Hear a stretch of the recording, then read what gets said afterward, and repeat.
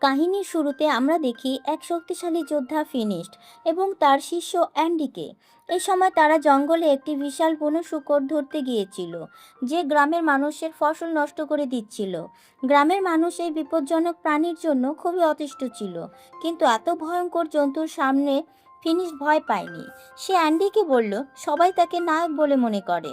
যদি সে শূকরটাকে বশে আনতে না পারে, তাহলে তার সম্মান কোথায় থাকবে?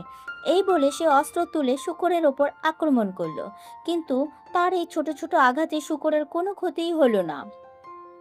ফিনিশকে সাহায্য করার জন্য অ্যান্ডিও নিজের অস্ত্র দিয়ে শূকরের উপর আক্রমণ করলো, কিন্তু তার অস্ত্র গিয়ে শূকরের নাকে ঢুকে পড়ল এবং সে ঘুম থেকে জেগে উঠল। এখন শূকরটি রেগে গিয়ে অ্যান্ডির দিকে ছুটে এলো। ঠিক তখনই ফিনিশ তাকে থামানোর জন্য সামনে চলে এলো। সে সর্বশক্তি দিয়ে চেষ্টা করলো, কিন্তু এই শক্তিশালী প্রাণীটিকে থামাতে পারল না। সামান্য জোর দিয়ে শূকরটি ফিনিশকে আকাশে ছুঁড়ে ফেলল এবং শেষে সে গিয়ে শূকরের গায়ের উপরেই পড়ল। এই শূকরটিকে বশে আনার জন্য অ্যান্ডি ফিনিশের দিকে একটি দড়ি ছুঁড়ে দিল। ফিনিশ দড়ি ধরতেই শূকরটি আকাশে উড়তে শুরু করলো। ফিনিশ দড়িটিকে শূকরের দুই ডানা এবং শিংয়ের সঙ্গে বেঁধে দিল। ফলে শূকরটি তার নিয়ন্ত্রণে চলে এলো এবং সে নিজের ইচ্ছা মতো তাকে উড়াতে লাগলো। অল্প সময়ের মধ্যেই সে শূকরটিকে উড়িয়ে গ্রামে নিয়ে এলো।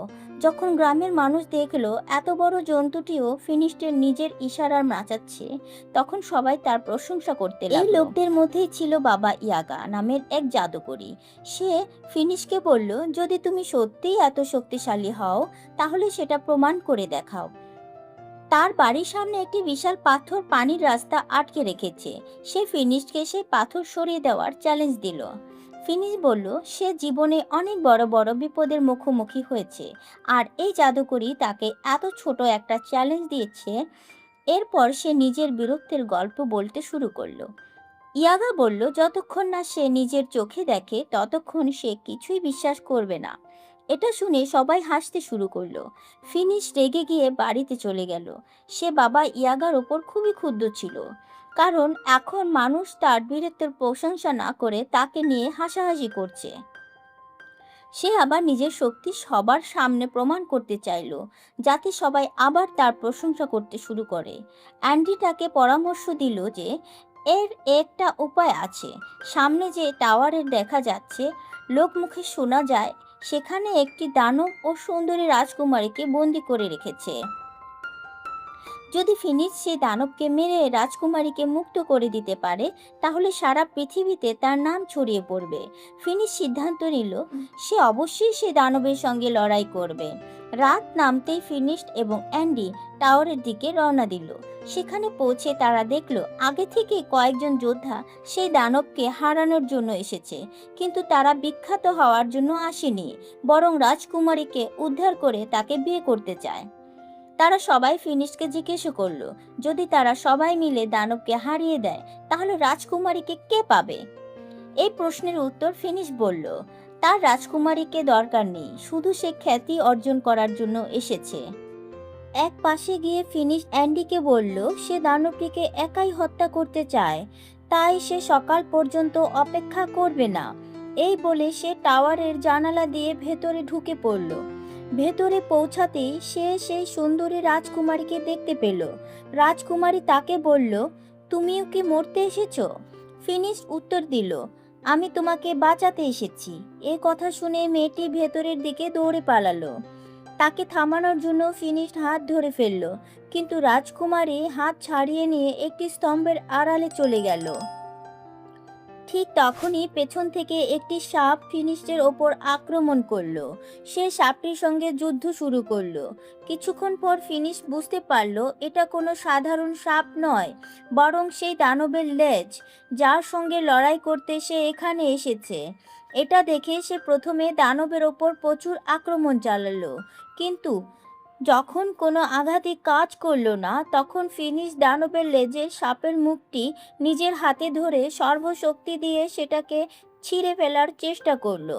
কিন্তু যেই সে সাপটির মুখ জোর করে খুলতে গেল, সাপটি তার চোখে থুতু মেরে দিল, আর সঙ্গে সঙ্গে ফিনিশ অন্ধ হয়ে গেল। অন্ধ হয়ে যাওয়ার পরও ফিনিশড হার মানল না। সে পা দিয়ে খুঁজে খুঁজে নিজের অস্ত্র তুলে নিল। তারপর আবার দানবের উপর আক্রমণ করলো। কিন্তু দানবটি হঠাৎ অদৃশ্য হয়ে গেল। ফিনিশ এত বেশি আঘাত করতে লাগলো, পুরো টাওয়ার ভেঙে পড়তে শুরু করলো। টাওয়ার ভেঙে পড়ার শব্দে অন্য যোদ্ধারাও জেগে উঠল। তারা ধ্বংসস্তূপের কাছে এসে দেখলো সেখানে না রাজকুমারী আছে, না দানব। শুধু ধ্বংসস্তূপের নিচে চাপা পড়ে থাকা ফিনিশ ধীরে ধীরে উঠে দাঁড়াচ্ছে। যখন অ্যান্ডি জানতে পারল যে ফিনিশ তার চোখের দৃষ্টি হারিয়েছে, তখন সে তাকে বাড়িতে ফিরিয়ে নিয়ে গেল। চোখ হারিয়ে ফেলার পর ফিনিশ ভীষণ রেগে গেল। সে খুব খিটখিটে স্বভাবের হয়ে উঠল। তার এই অবস্থা দেখে অ্যান্ডির খুব কষ্ট হচ্ছিল। তাই সাহায্যের জন্য সে বাবা ইয়াগার কাছে গেল। সে ফিনিশের সঙ্গে ঘটে যাওয়া সব ঘটনা তাকে খুলে বলল। কিন্তু বাবা ইয়েগা সাহায্য করতে সরাসরি অস্বীকার করলেন, কারণ যখন তিনি নিজের সমস্যায় ছিলেন তখন ফিনিশও তাকে সাহায্য করেনি। এই কথা যখন ফিনিশ জানতে পারল, তখন সে খুবই কষ্ট পেল। এভাবেই সময় কেটে যেতে লাগলো। এখন অ্যান্ডিও ফিনিশের কাছে আসা বন্ধ করে দিয়েছে। ফিনিশ নিজের সব কাজ অনেক কষ্টে করত। সে বাইরে গিয়ে খাবার কিনে আনতো, কিন্তু গ্রামের বাচ্চারা তার ফল চুরি করে নিত। ধীরে ধীরে তার সব টাকাও শেষ হয়ে আসছিল। একদিন অ্যান্ডি ফিনিশের বাড়িতে এলে রাগের মাথায় ফিনিশ তাকে বলল, এখন আর তোমার জন্য আমার কাছে কোনো কাজ নেই, তুমি অন্য কিছু খুঁজে নাও। এ কথা শুনে অ্যান্ডি সেখান থেকে চলে গেল। সময় যেতে যেতে ফিনিশের সমস্ত অর্থ শেষ হয়ে গেল। এমন দিনও এলো যখন সে বাজারের পচা গলা খাবার খেয়ে বেঁচে থাকতো। একদিন যখন সেই পচা ফলও পেল না, তখন ঝুড়ি নিয়ে বাজারে বসেছিল। সেই সময় বাবা ইয়াগা সেখানে দিয়ে যাচ্ছিল। তিনি ফিনিশকে দেখে নিজের ঝুড়ি থেকে কিছু খাবার ঝুড়িতে রেখে দিল। এর আগেই তারা দুজন কোনো কথা বলতে পারত। গ্রামের ওপর একদল দস্যু হামলা চালালো। দস্যুরা গ্রামের মানুষদের হত্যা করতে শুরু করলো। ফিনিশ কিছু দেখতে পাচ্ছিল না, কিন্তু সে স্পষ্ট শুনতে পাচ্ছিল মানুষ কিভাবে মারা যাচ্ছে আর যন্ত্রণায় কাতরাচ্ছে। যখন দস্যুরা তার কাছে এলো, তখন সে শুধু শব্দ শুনে তাদের উপর পাল্টা আক্রমণ করলো। কিছুই দেখতে না পেলেও কেবল শব্দের সাহায্যে সে একসঙ্গে 2-3 ডাকাতের সঙ্গে যুদ্ধ করছিল। আরেকজন ডাকাত তার দিকে দড়ি ছুঁড়ে মারল, কিন্তু ফিনিশ সেই দড়ি ধরে ফেলল এবং ডাকাতটিকে ঘোড়া থেকে ফেলে দিল। তারপর তাকে নিজের দিকে টেনে এনে ভালোভাবে মারধর করলো। কিন্তু কিছু ডাকাত পিছন থেকে তার ওপর আক্রমণ করলো এবং সে সেখানে অজ্ঞান হয়ে গেল। যখন তার জ্ঞান ফিরল, তখন সে দেখলো সে একটি জাহাজে রয়েছে আর তার হাত গলা কাঠের তৈরি শিকলে বাঁধা। সেই জাহাজের বাবা ইয়াগা এবং গ্রামের আরো অনেক মানুষ বন্দী ছিল। এরপর দেখা গেল অ্যান্ডিও সেখানে আছে, তবে সে জাহাজের ভেতরে স্বাধীনভাবে ঘুরে বেড়াচ্ছে। বাবা ইয়াগা তাকে জিজ্ঞেস করলো, তুমি এত স্বাধীনভাবে ঘুরছো কিভাবে? অ্যান্ডি উত্তর দিল, আমি এই দস্যুদের বিশ্বাস করিয়েছি যে আমি তাদের পক্ষের লোক। আমি তাদের সাহায্য করব এবং গ্রামের মানুষের ওপর নজর রাখব। এই সময় অ্যান্ডির কাছে একটি সোনার চেরাগ ছিল, যেটি সে দস্যুদের কাছ থেকে চুরি করেছিল। অ্যান্ডি সেই সময় সোনার চেরাগটি নিজের কাছে লুকিয়ে রেখেছিল। কিছুক্ষণ পর সেই চেরাগটি ঘষতেই সেখান থেকে এক জিনি বেরিয়ে এলো। জিনি অ্যান্ডির কাছে তার ইচ্ছার কথা জানতে চাইল, কিন্তু অ্যান্ডি তাকে বলল, আবার চেরাগের ভেতর চলে যাও। তখন জিনিটি আবার চেরাগের ভেতর চলে গেল। ঠিক সেই সময় উপর থেকে একজন ডাকাত এসে অ্যান্ডির গলায় তলোয়ার ধরে তার থেকে সেই চেরাগটি কেড়ে নিল। কিছুক্ষণের মধ্যে জাহাজটি আরব দেশে পৌঁছে গেল। গ্রাম থেকে ধরে আনা সব মানুষকে দাস হিসেবে বিক্রি করার জন্য দাঁড় করিয়ে রাখা হলো। সেখানে এক মুখোশধারী ব্যক্তি এসে ফিনিশড, বাবা ইয়াগা এবং অ্যান্ডিকে কিনে নিল। এরপর সে তাদের নিজের প্রাসাদে নিয়ে গেল। প্রাসাদে পৌঁছে এত বড় জায়গা দেখে সবাই অবাক হয়ে গেল। সেখানে বিভিন্ন কাজ করছিল রোবট। যদিও এটি অনেক পুরনো সময়ের ঘটনা, তবুও সেখানে এমন অদ্ভুত যন্ত্র দেখে সবাই বিস্মিত হয়ে গেল। এরপর সে ব্যক্তি নিজের মুখ থেকে মুখোশ সরিয়ে বলল, অবাক হইও না, আমি একজন বিজ্ঞানী, আর এই সব রোবট আমারই তৈরি করা। সে জানালো মানুষের কাজ সহজ করার জন্য সে আরও অনেক যন্ত্র তৈরি করেছে। ফিনিশ তাকে নিজের গল্প শোনালো, কিভাবে সে এক সময় একজন শক্তিশালী যোদ্ধা ছিল এবং অন্ধ হয়ে যাওয়ার পর তার জীবন নরকের মতো হয়ে গেছে। বিজ্ঞানী বলল, আমি তোমার এবং বাবা ইয়াগার সম্পর্কে অনেক কিছু শুনেছি। তোমরা এমন মানুষ যারা দাসদের কিনে মুক্ত করে দাও। খাওয়ার সময় হলে বিজ্ঞানী নিজের রোবটকে খাবার আনতে বলল। এটা দেখে সবাই ভীষণ মুগ্ধ হয়ে গেল। তাদের মনে হলো যেন এটি কোনো জাদু। কিন্তু বিজ্ঞানী বলল, এটা কোনো জাদু নয়, আমি গত 500 বছর ধরে এসব নিয়ে কাজ করছি। এ কথা শুনে বাবা ইয়াগা অবাক হয়ে গেলেন। তিনি বললেন, তুমি 500 বছর ধরে এত তরুণ রয়েছ কিভাবে? বিজ্ঞানী উত্তর দিল, আমি এমন একটি রাসায়নিক পদার্থ তৈরি করেছি যা পান করলে মানুষ চিরকাল তরুণ হয়ে থাকতে পারে। এরপর সে 3 জনকে নিজের গবেষণাগারে নিয়ে গেল। সেখানে গিয়ে ফিনিশ জিজ্ঞেস করলো, তুমি এই রাসায়নিক কিভাবে তৈরি করেছো? আর এটা কি আমার চোখের দৃষ্টি ফিরিয়ে দিতে পারবে? বিজ্ঞানী বলল, না, এই রাসায়নিক তা পারবে না, তবে আমার কাছে আরেকটি জিনিস আছে। এই বলে সে ফিনিশকে একটি বিশেষ চশমা পরিয়ে দিল। চশমাটি পরতেই ফিনিশ আবার সবকিছু দেখতে শুরু করলো। বিজ্ঞানীর বিশ্বাস ছিল বিজ্ঞানীর সাহায্যে যে কোনো অলৌকিক কাজ সম্ভব, আর যা জাদুর ব্যবহার করে তারা পৃথিবীর ক্ষতি করে। এই ক্ষতিকর শক্তিগুলো ধ্বংস করার জন্য সে একটি বিশেষ যন্ত্র তৈরি করেছে। নিজের কথা প্রমাণ করার জন্য সে সেই সোনার চেরাগটি বের করলো, যেটি সে ডাকাতদের কাছ থেকে কিনেছিল। বাবা ইয়াগা তাকে সতর্ক করে বললেন, এটা বিপজ্জনক হতে পারে। কিন্তু বিজ্ঞানী থামল না। সে চেরাগটি ঘষল এবং জিনি বেরিয়ে এলো। এরপর সে নিজের যন্ত্রটি চালু করলো। যন্ত্রটি জিনিটিকে টেনে নিজের ভেতরে নিয়ে গেল। এরপর সে বলল, দেখলে, আমার আবিষ্কার জিনিকেও ধ্বংস করে ফেলেছে। সেই রাতে বিজ্ঞানীর খবর পেল কাছের এক পাহাড়ে একটি দানব রয়েছে যে সাধারণ মানুষদের ক্ষতি করছে। বিজ্ঞানী বলল, ওটাকে অবশ্যই ধরতে হবে। যখন ফিনিশ শুনল যে দানবটির মুখ সিংহের মতো আর লেজ সাপের মতো, তখন সে সঙ্গে সঙ্গে বুঝে গেল এটাই সেই দানব যে তাকে অন্ধ করেছিল। ফিনিশ বিজ্ঞানীকে বলল, আমিও তোমার সঙ্গে যাব। আমি ওই দানবের কাছে প্রতিশোধ নিতে চাই। কিন্তু বিজ্ঞানী তার জীবন ঝুঁকির মধ্যে ফেলতে চাইল না। তখন ফিনিশ বলল, আপনি আমার সাহায্য করেছেন, আমিও আপনার সাহায্য করতে চাই। এরপর বিজ্ঞানী তাকে একটি বিশেষ যন্ত্র দিল, যেটি দানবের কাছে নিয়ে গেলে দানব নিজেই তার ভেতরে বন্দী হয়ে যাবে। সেই রাতে বাবা ইয়াগা গোপনে বিজ্ঞানীর গবেষণাগারে ঢুকে পড়লেন। তিনি সেই রাসায়নিক পদার্থ পান করতে চেয়েছিলেন যাতে তিনিও চিরযুবতী থাকতে পারেন। কিন্তু বিজ্ঞানী তাকে ধরে ফেলল এবং বলল, যদি তোমরা দানবটিকে ধরে আনতে পারো তাহলে আমি নিজেই তোমাকে এই রাসায়নিকের কিছু অংশ দেব।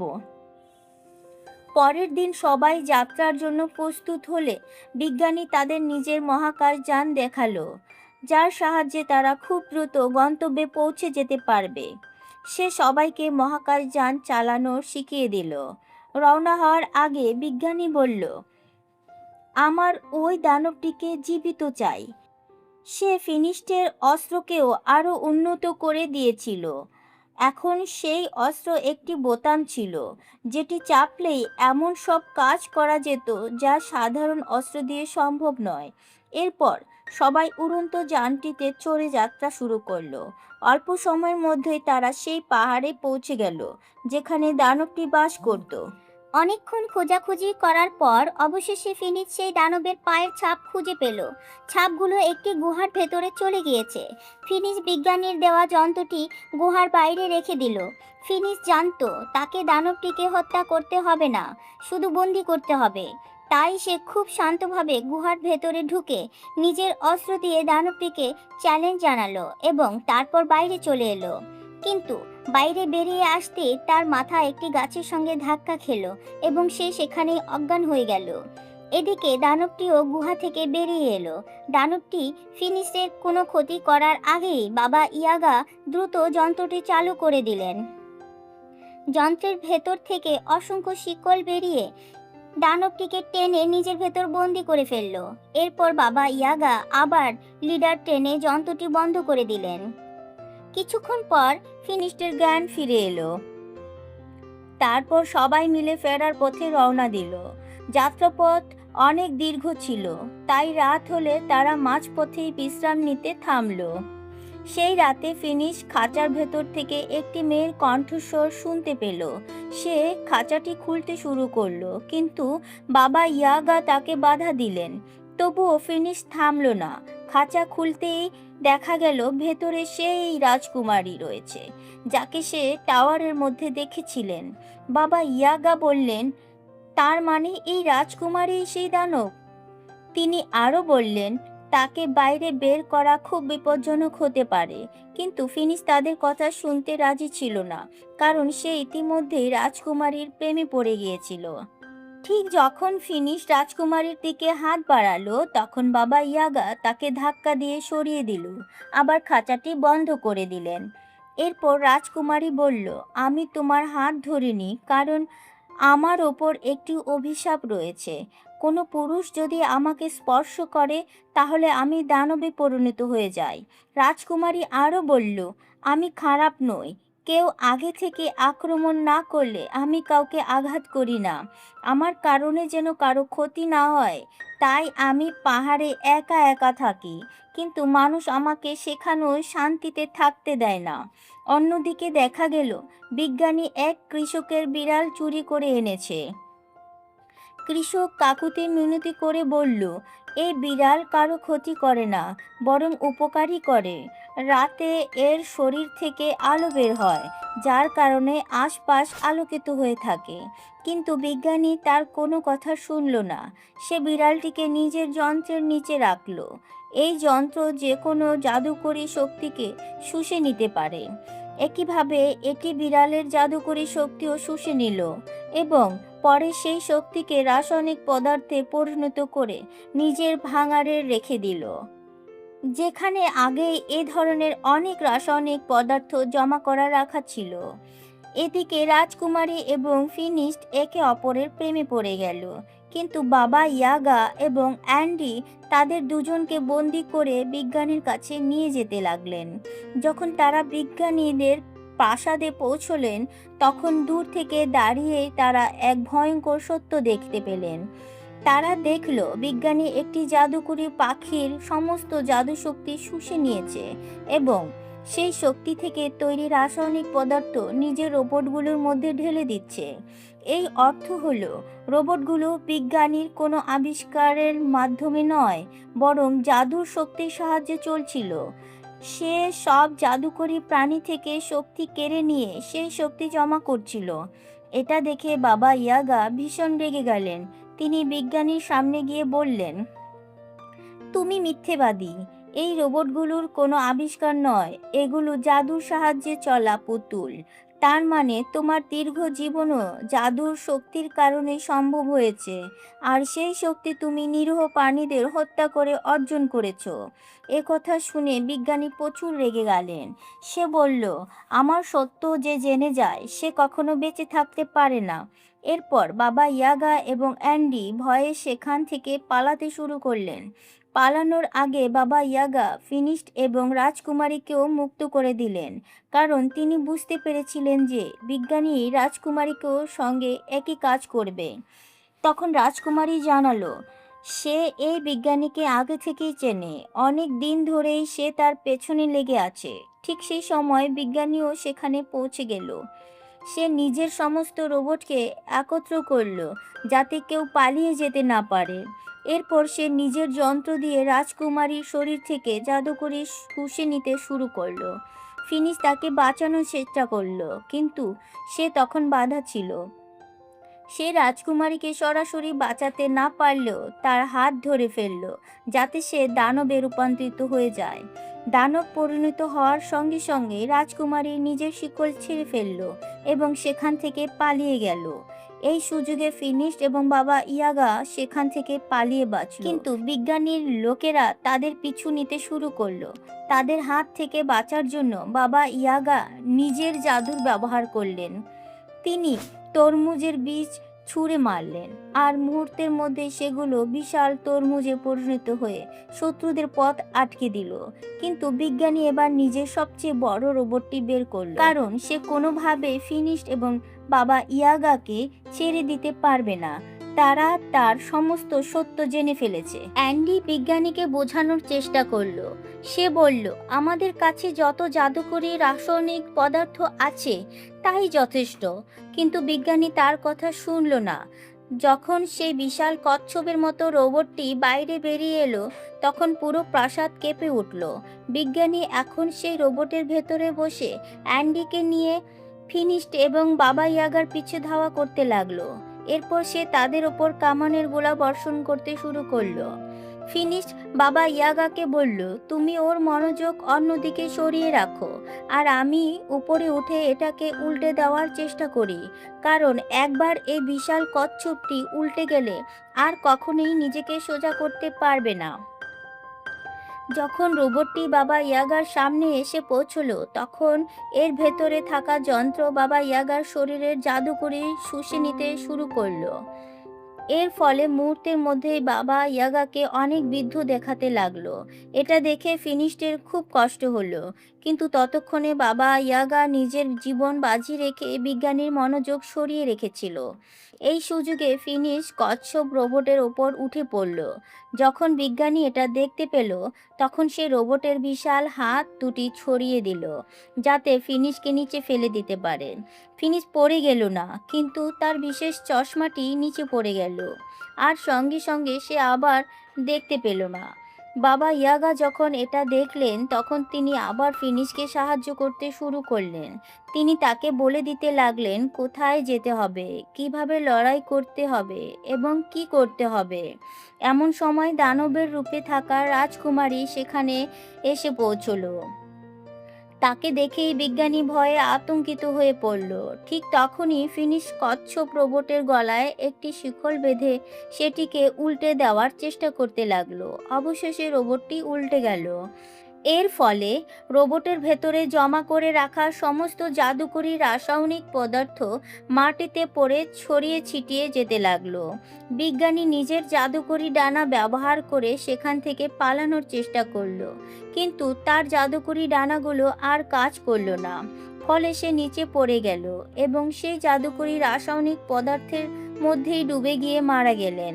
অন্যদিকে ফিনিশড প্রচুর ক্লান্ত হয়ে অজ্ঞান হয়ে পড়েছিল। রাজকুমারী তাকে মাটিতে পড়ে থাকতে দেখে কান্নায় ভেঙে পড়ল। সে ভয় পাচ্ছিল ফিনিশডের কিছু হয়ে গেল না তো, কারণ সে সত্যিকারের মন থেকে ফিনিশকে ভালোবেসে ফেলেছিল। যখন রাজকুমারীর চোখের জল ফিনিশডের চোখে পড়ল, তখন হঠাৎই তার জ্ঞান ফিরে এলো। শুধু তাই নয়, তার দৃষ্টিশক্তিও আবার ফিরে এলো। এরপর ফিনিশ নিজের ভালোবাসার কথা প্রকাশ করলো এবং রাজকুমারীর সঙ্গে সারা জীবন থাকার প্রতিশ্রুতি দিল। কিন্তু রাজকুমারী দুঃখের সঙ্গে বলল, আমার উপর থাকা অভিশাপের কারণে আমি তোমার সঙ্গে থাকতে পারবো না। এ কথা শুনে ফিনিশ খুবই কষ্ট পেল। এরপর সে নিজের বাকি সঙ্গীদের নিয়ে আবার গ্রামে ফিরে এলো, কিন্তু সেখানেও সে সব সময় রাজকুমারীর স্মৃতিতে ডুবে থাকতো। অন্যদিকে বাবা ইয়াগা আবার তরুণ হওয়ার উপায় খুঁজতে শুরু করছিলেন, আর সেই খোঁজ করতে গিয়ে তিনি রাজকুমারীর অভিশাপ ভাঙার উপায় খুঁজে পেলেন। খুশিতে তিনি দ্রুত ফিনিশডের কাছে গিয়ে এই খবরটি জানালেন। তিনি বললেন, এই অভিশাপ রাজকুমারীকে ইচ্ছাকৃতভাবে দেওয়া হয়েছে। এতে তার কোনো দোষ নেই, বরং এখন তাদের পরবর্তী কাজ হবে রাজকুমারীর ওপর থাকা সেই অভিশাপ ভেঙে দেওয়া। তবে সম্ভবত এই ঘটনাটি সিনেমার পরবর্তী অংশে দেখানো হবে, কারণ এখনও সেই অংশটি প্রকাশিত হয়নি। এভাবেই এই অসাধারণ জাদু, বিজ্ঞান, ভালোবাসা এবং সাহসিকতা ভরসা কাহিনী সমাপ্তি ঘটে, আর পরবর্তী অধ্যায়ের জন্য রেখে যায় নতুন এক রহস্য ও আশা। এই ধরনের রহস্যময় মুভি বাংলাতে বিশ্লেষণ শোনার জন্য আমাদের চ্যানেল মুভি ঘরকে সাবস্ক্রাইব করুন।